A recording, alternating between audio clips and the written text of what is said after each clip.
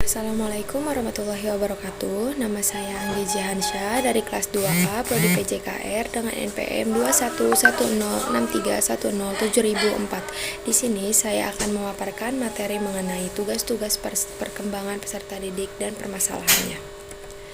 Tugas perkembangan peserta didik, salah satu prinsip perkembangan bahwa setiap individu akan mengalami fase perkembangan tertentu yang merentang sepanjang hidupnya. Pada setiap fase perkembangan ditandai dengan adanya sejumlah tugas-tugas perkembangan tertentu yang seyogianya dapat dituntaskan.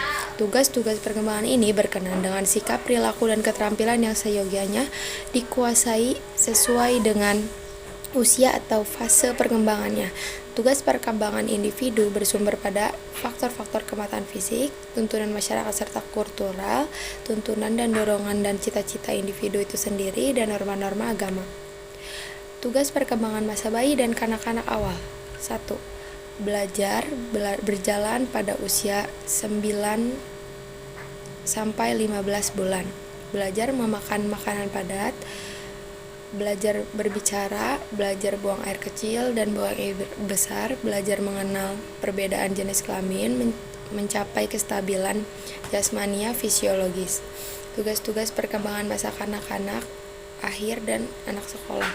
Belajar memperoleh keterampilan fisik untuk melakukan permainan, belajar membentuk sikap yang sehat terhadap dirinya sendiri sebagai makhluk biologis, belajar bergaul dengan teman sebaya, belajar memainkan peranan sesuai dengan jenis kelaminnya, belajar keterampilan dasar dalam membaca, menulis, dan berhitung. Tugas perkembangan masa remaja, mencapai hubungan yang lebih matang dengan teman sebaya, mencapai peran sosial sebagai pria atau wanita, menerima keadaan fisik dan menggunakan secara efektif, mencapai kemandirian emosional dan dari orang tua dan orang dewasa lainnya, mencapai jaminan kemandirian ekonomi, memilih dan mempersiapkan karir. Tugas perkembangan masa dewasa awal, memilih pasangan, belajar hidup dengan pasangan, memulai hidup dengan pasangan, memelihara anak, mengelola rumah tangga, memulai bekerja, mengambil tanggung jawab sebagai warga negara, menemukan suatu kelompok yang serasi.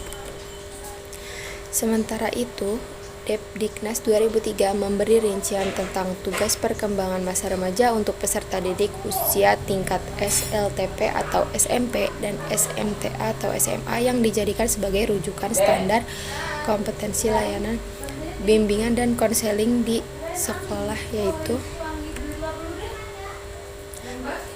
mencapai perkembangan diri sebagai remaja yang beriman dan bertakwa kepada Tuhan Yang Maha Esa, mempersiapkan diri menerima dan bersikap positif serta dinamis terhadap perubahan fisik dan psikis yang terjadi pada diri sendiri untuk kehidupan yang sehat, mencapai pola hubungan yang baik dengan teman sebaya dalam peranan sebagai pria atau wanita, menetapkan nilai dan cara bertingkah laku yang dapat diterima dalam kehidupan sosial yang lebih luas, mencapai kematangan dalam beriman dan bertakwa kepada Tuhan Yang Maha Esa, mencapai kematangan dalam hubungan teman sebaya serta kematangan dalam peran sebagai pria atau wanita, mencapai kematangan pertumbuhan jasmaniah yang sehat, mengembangkan penguasaan ilmu, teknologi, dan kesenian sesuai dengan program kurikulum, persiapan karir dan melanjutkan pendidikan tinggi serta berperan dalam kehidupan masyarakat yang lebih luas.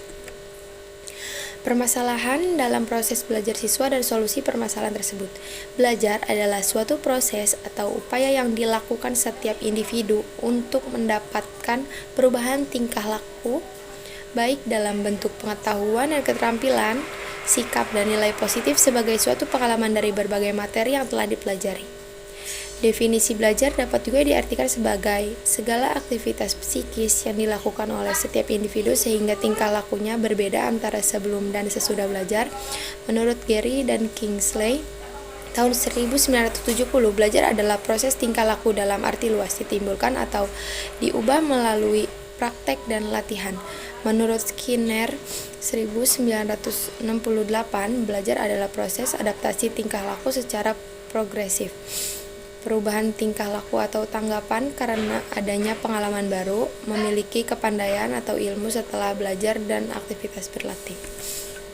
Dalam pengertian masalah belajar, maka dapat dirincikan jenis-jenis siswa yang mengalami permasalahan dalam belajar, yaitu siswa yang tidak mampu mencapai tujuan belajar, siswa yang mengalami keterlambatan akademik, siswa yang secara nyata tidak dapat mencapai kemampuan sendiri, siswa yang sangat lambat dalam belajar, siswa yang kekurangan motivasi dalam belajar, siswa yang bersikap dalam memiliki kebiasaan buruk dalam belajar, siswa yang sering tidak mengikuti proses belajar mengajar di kelas, dan siswa yang mengalami penyimpangan perilaku. Berikut beberapa cara yang dapat digunakan oleh guru dan orang tua untuk membantu anak bermasalah dalam belajar dan mengatasi kesulitan belajar. 1. Menjalin komunikasi dengan guru kelas atau orang tua dapat mengetahui di mana kemampuan dan kesulitan yang dialami anak. 2.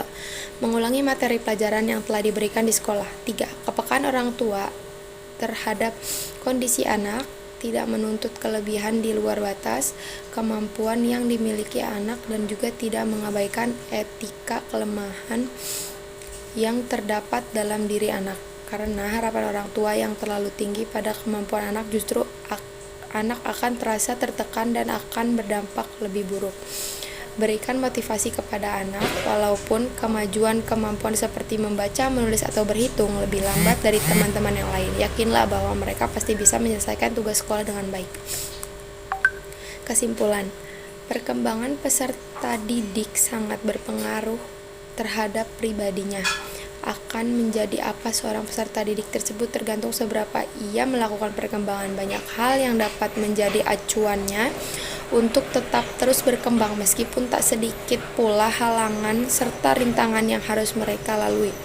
Selama ini yang menjadi alasan terbesar pada peserta didik tersebut tidak mau melakukan perkembangan pada dirinya adalah mereka sudah mengetahui seberapa berat halang rintang yang akan mereka hadapi, padahal mereka sama sekali belum mencoba untuk melakukannya. Disinilah peranan para tenaga pendidik sangatlah diperlukan, di mana peranan tersebut dibutuhkan untuk membantu memecahkan serta mencari solusi dari masalah yang akan dihadapi oleh peserta didik tersebut.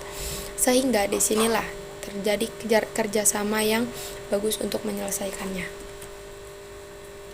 Sekian pemaparan materi dari saya. Wassalamualaikum warahmatullahi wabarakatuh.